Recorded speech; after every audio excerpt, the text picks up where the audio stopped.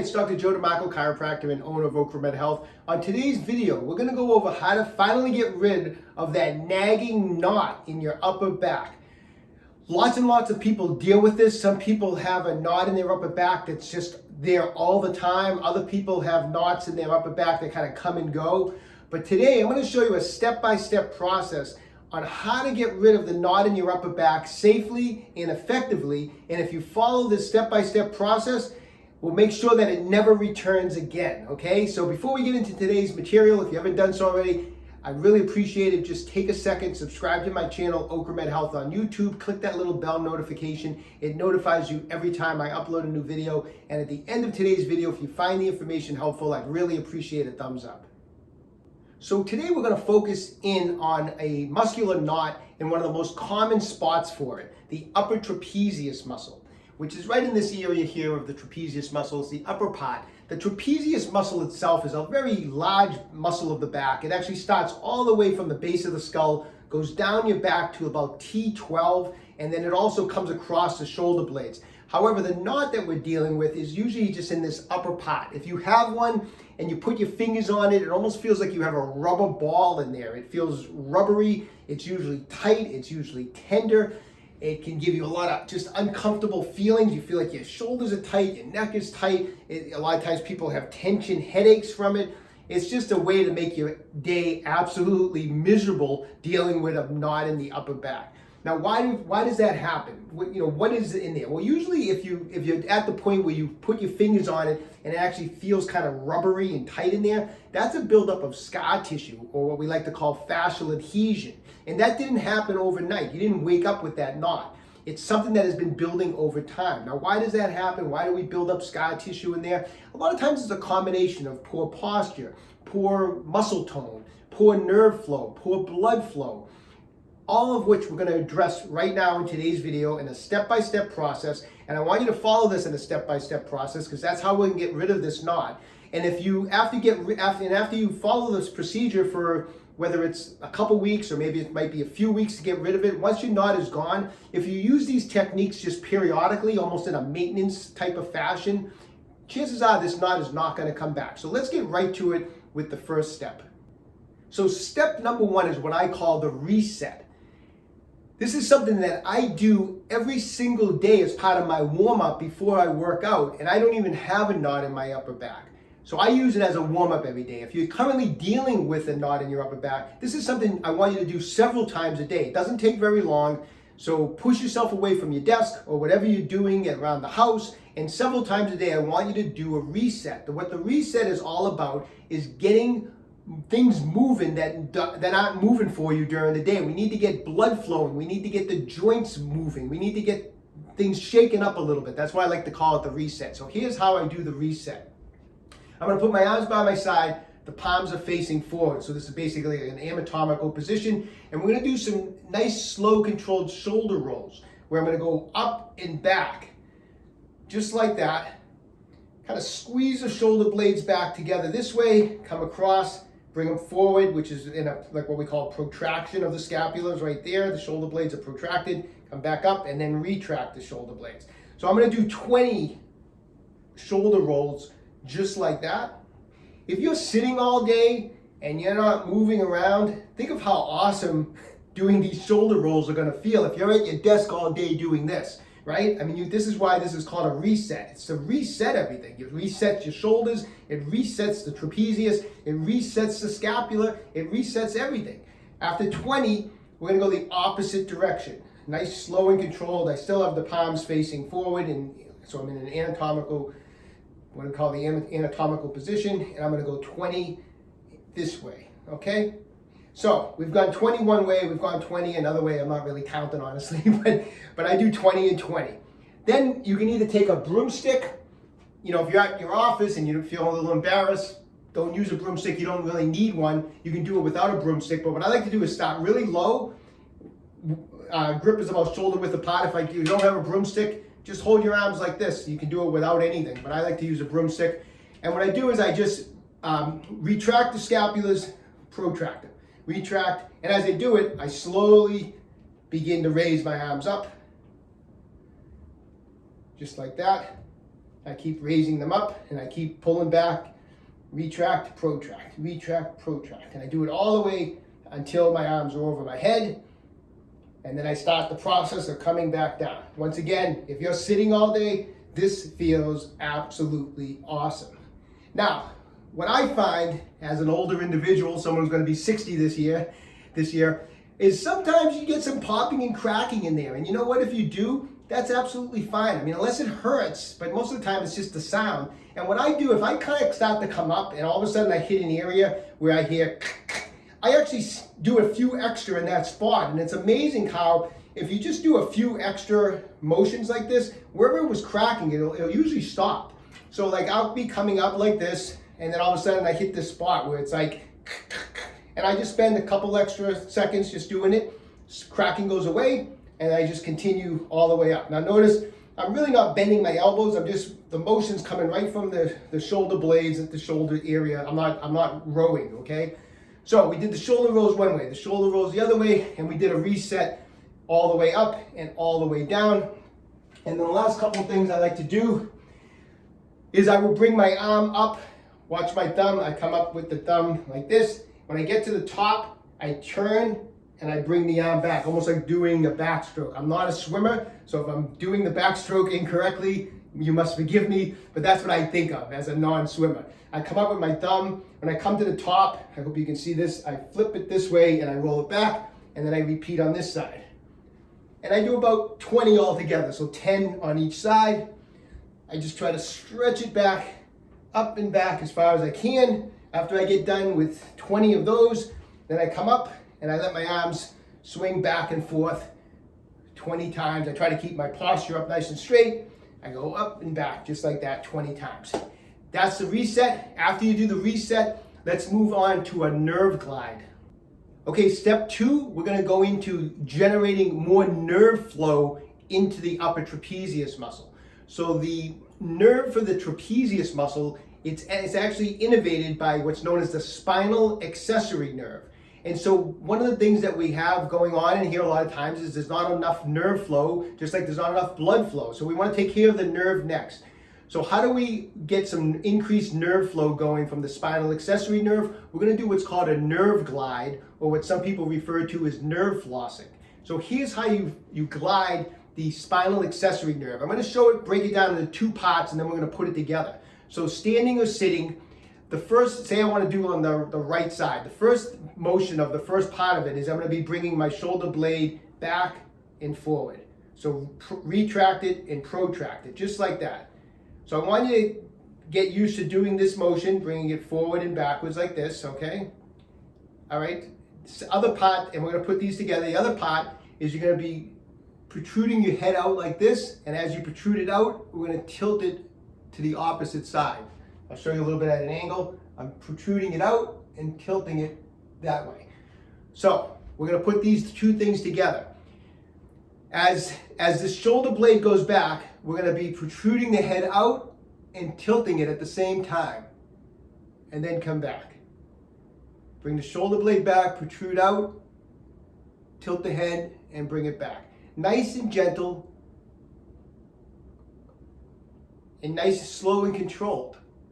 So we're not trying to force anything. This is what's called a nerve glide. We're not actually trying to force it. We're just trying to get that nerve to glide through the soft tissue. A lot of times nerves get tangled up, get stuck among the soft tissue. A nerve is traveling through soft tissue, and sometimes it can get kind of stuck in there. And a nerve glide, the whole idea of it is to get the nerve gliding, or what they would call flossing, as if you were flossing your teeth. It's the same idea. So the nerve glide, we're going to do this 5 to 10 times on each side, okay? So the shoulder goes back, the head comes forward, and tilt the opposite direction, come back.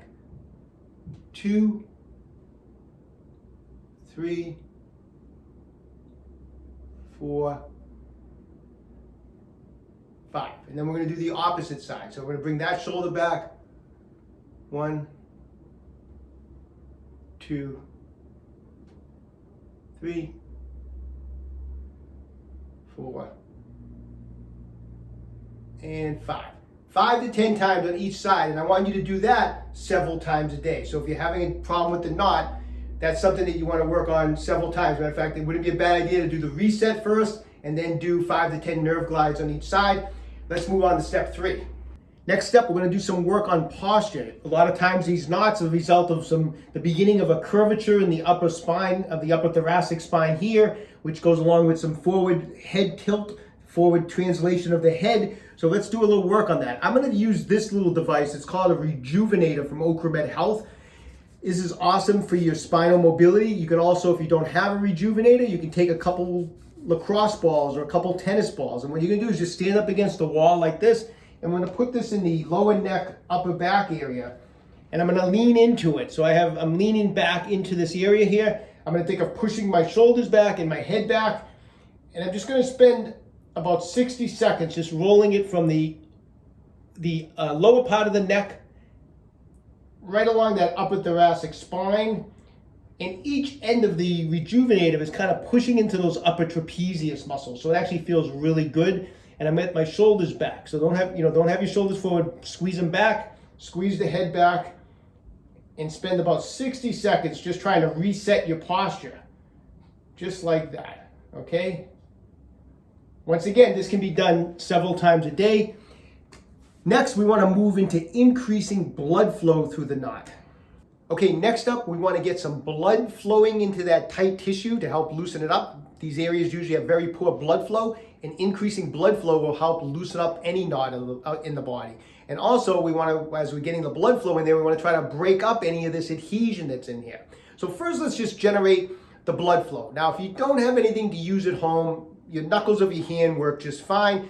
The upper trapezius is coming from the base of the skull, and if you follow it down, you'll find that knot right in here. So just with the knuckles of your hand, you can kind of start self-massaging from the base of the skull right down that upper trapezius area here. Just kind of go back and forth, up and down.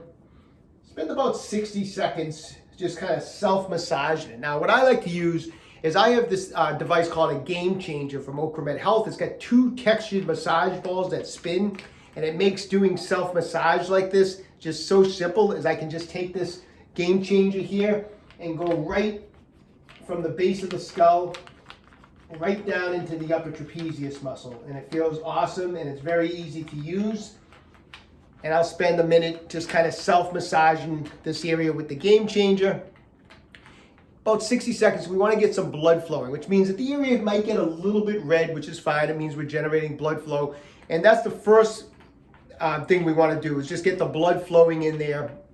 Now, next we're going to do is we're going to take a massage ball, and we're going to try to do some fascial release work on it. Now, if you don't have a massage ball, once again, you can use the knuckles of your hand, because what we're going to do is we're going to get in here.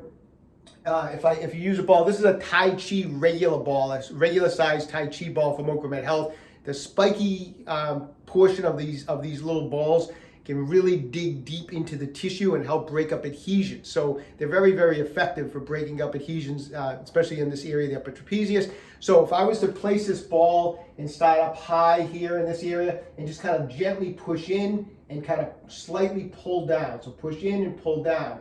Now I have the tissue trapped there. And once I have the tissue trapped, I'm going to bring my head forward and look down in the opposite direction, just like that, while I hold pressure on that ball. And then I'm going to come back up, and I'm going to go down into the opposite side 5 times. And then at that point, I'm going to move the ball down a little bit. And then I'm going to push in and pull down again. So I'm trapping the tissue. And again, once I've moved the ball, I'm going to bend my head forward and look down in the opposite direction 5 times. Eventually, you're going to get to the actual knot in here, and that's where we're going to really hit. We're going to hit gold. We're going to hit pay dirt. We're going to get to that knot, and we're going to push down on the knot and just pull the tissue, get the slack out of the tissue, and now we're right on that rubbery tight area. And now we're going to really spend a little extra time, probably go 10 to 12 times once we hit that knot. Hold firm pressure with the ball right where that knot is, and spend a little extra time. Once you're on that knot too, you can even take the ball and spend a little extra time, an extra minute, just digging around side to side, up and down, and spend a little extra time digging at the knot. Now, if you don't have the ball, like I said, you can just use your fingers or your knuckles and just push in and pull down and hold the tissue with just your knuckles as you go through the motions. the ball is much more effective, but if you don't, that's okay. So those are the techniques. We get the blood flowing, we're breaking up some of the adhesion. Final step to get this thing fixed, we need to strengthen the musculature a little bit. And finally, let's strengthen those upper trapezius muscles, which is also going to increase blood flow, which is also going to help loosen up the knot in the upper trapezius. So just take a simple exercise band, attach it to something in front of you. I want the band from a low position, because when we contract this upper trapezius to really hit that muscle, I want to be rowing at an angle like this, okay? I want to pull back this direction as opposed to pulling back in this direction, which will work more of kind of the rhomboid muscles and kind of some of the muscles between the shoulder blades. I want my band to be from a low position. I'm going to just have my arms out straight like this, and from this position, I'm going to let the shoulder blades go forward, so the shoulder blades are what we call protracted. I'm going to keep my arms straight, and I'm going to just kind of pull the shoulders up and back and squeeze those upper trapezius muscles like that. And I'm going to hold this for a 2 count, 1001, 1002, and then let it come forward. And again, squeeze back. So I'm pulling the shoulder blades up and back, squeezing those upper trapezius muscles, 1001, 1002, let it come back, pull back, 1001, 1002, okay? I'm gonna do 3 sets of 15 repetitions of squeezing those upper trapezius muscles, and that's the final step. Okay, so there you have it, a step-by-step process on how to get rid of a knot in your upper back. Now, how long does it take to fix? It really depends. I mean, have you had this knot for 2 weeks or 2 years? I mean, because if you've had it for a couple years, your body has adapted to that knot. It's like it thinks it's part of your normal structure. And so it's going to take some time to really change things around. And so those steps that I just showed you are things that you can be doing every day, but give it some time. It's not going to go away in 1 or 2 treatments. So start working them every day. Some people, this type of a thing goes away in a couple weeks. Other times it can take a couple months. So just be persistent at it and give it time. You should notice improvement at least. You know, as time goes on every week, you should start noticing improvement and less problems with that knot, and it should continue to get better. Once it's done and it feels much better and you feel in there and it seems like the knot is gone, then you can use those techniques as just like a maintenance type of schedule. You know, maybe go do them a couple times a week, but don't just ignore them completely, because there's a good chance this thing could start developing again. So, because most people go back to their normal daily routines, and that daily routine developed the problem. So by just doing some maintenance work a couple times a week, you can prevent this thing from really ever coming back. So anyways, best of luck to everybody. Stay young and train hard. Hey, if you haven't done so already, take a second right now, visit my website, www.OcraMedHealth.com. We have a full line of fascia release products, everything we use on today's video, the Rejuvenator, the Game Changer, the Tai Chi Ball, everything is in stock, ready to ship out. So when you have a chance, check that out. If you haven't done so already, subscribe to my channel, OcraMed Health on YouTube. Questions about injuries or exercises, just leave me a comment in the comments section down below. I do the best I can to get back to everybody.